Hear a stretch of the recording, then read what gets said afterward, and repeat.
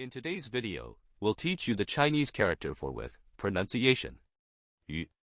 This is a tricky character in the Chinese language because yu is mostly used in a formal, non-colloquial way that makes it difficult to learn. Over time, as your Chinese comprehension improves, you will understand how to use this word in its proper context.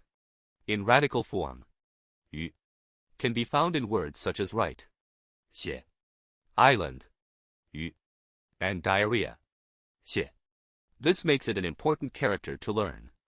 Now let's see some examples. 赠予 to present to or donate to. 与此同时 at the same time or meanwhile. 与此相反 on the contrary. 与众不同 a Chinese idiom that means to stand out from the masses. 与世无争 a Chinese idiom that means to stand aloof from a world in strife. Now let's try a sentence. 在这一点上，我与你意见一致。On this point, I am completely with you. 他在学校里与其他孩子能和好相处。He mixes well with the other children in the school. So there you have it. Now you know the character for with in Chinese. Congratulations on building up your fundamental Chinese vocabulary.